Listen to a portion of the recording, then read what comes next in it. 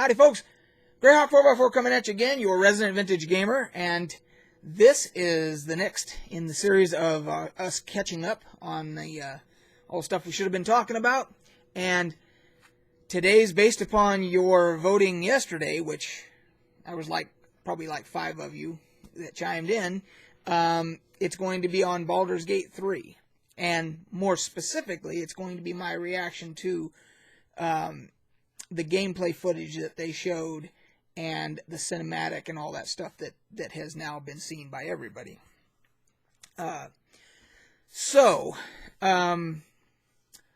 My initial reaction when I saw the cinematic was that they're doing cinematics now on the same level as Blizzard. And everybody knows that Blizzard, with all their faults and everything else, they make amazing cinematics. And the cinematic for this opening cinematic for Baldur's Gate 3 is incredible.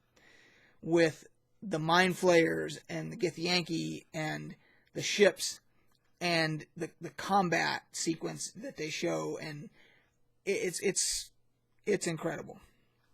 Very well done. And it really does beg the question, why, like when they made the Warcraft movie, why Blizzard didn't just do it like one of their cinematics and just make a movie like that, just animated, same style, just like that. Same thing with whoever made the cinematic for this.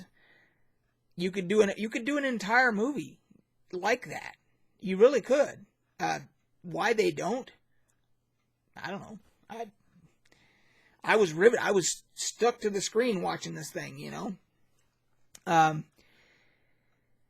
Anyway, so the only thing that kind of caught me off guard was that the Githyanki in the cinematic didn't. At first, I didn't know that's what it was until somebody mentioned it, because this is the Githyanki I'm used to. That's what they look like in the original first edition Advanced Dungeons and Dragons, which is where you first see them. And by the way, there is if you bother to get this book, the Fiend Folio, there's a section in here about the Githyanki, obviously, and it's going to be right here.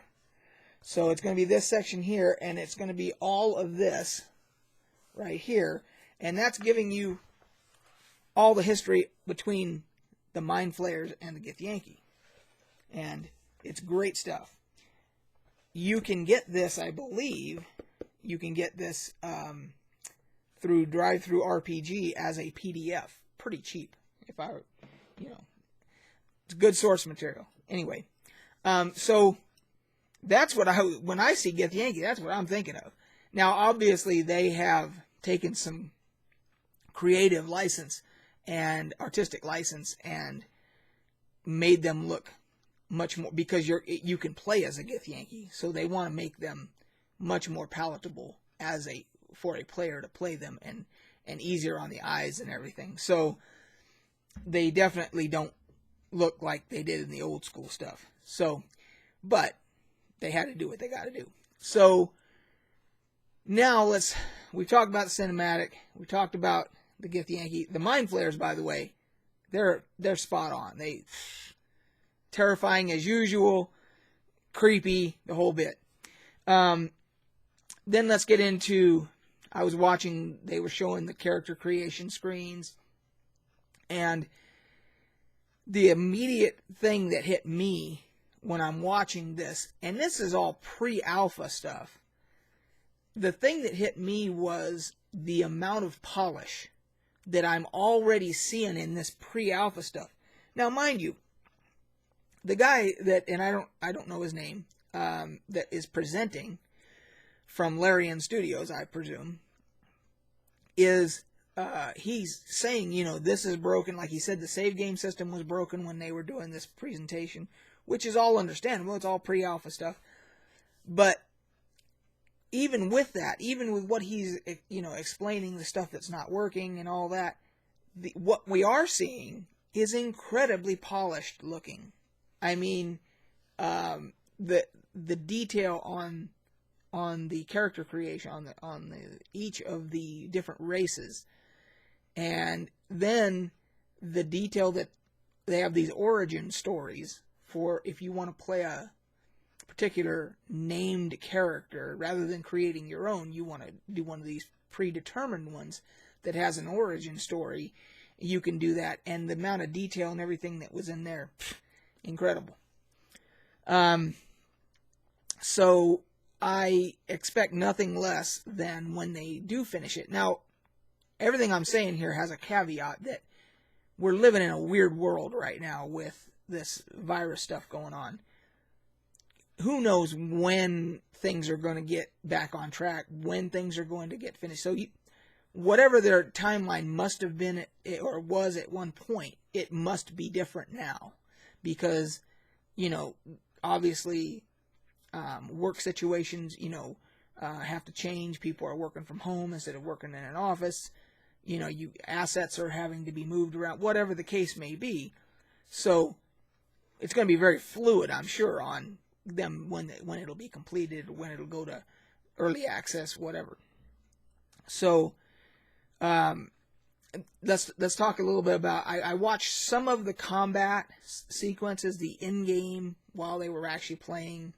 I actually didn't want to watch too much of it because I really do, when this thing does come out, I really do want to go in with as clear a head as possible without having any predetermined notions or anything. So I watched a little bit of it. I watched enough of it to get the feeling for it.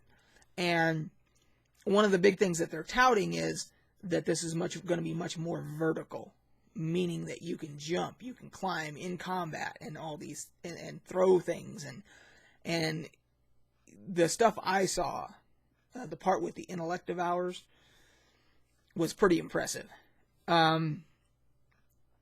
I know they're playing a little bit with the turn-based stuff, how each person's turn's going to go, or I shouldn't say each person, each character, NPC and yours, how that's all going to work, and then with the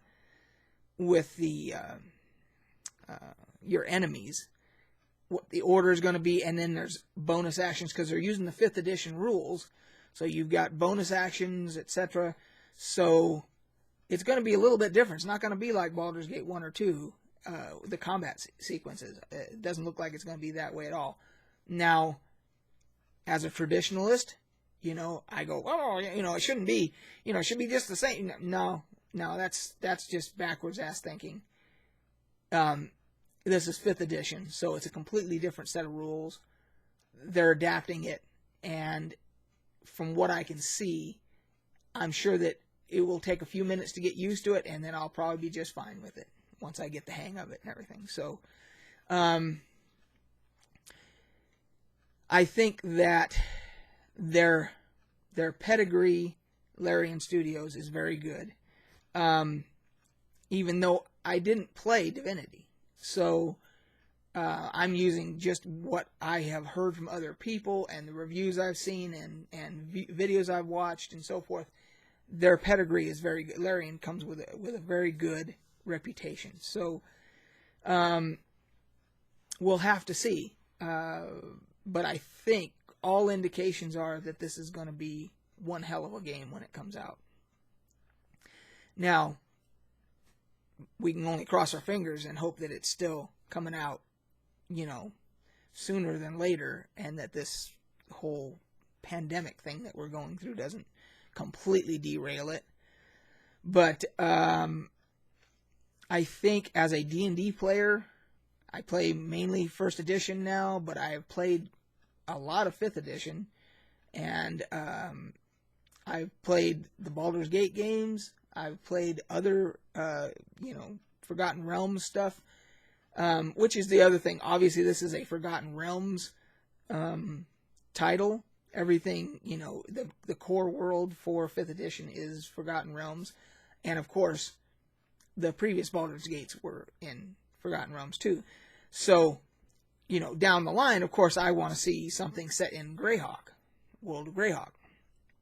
Whether or not I'll ever get my wish there, who knows? But that's the pipe dream, is that we would actually get a computer role-playing game set in the World of Greyhawk, using the D&D license in the World of Greyhawk.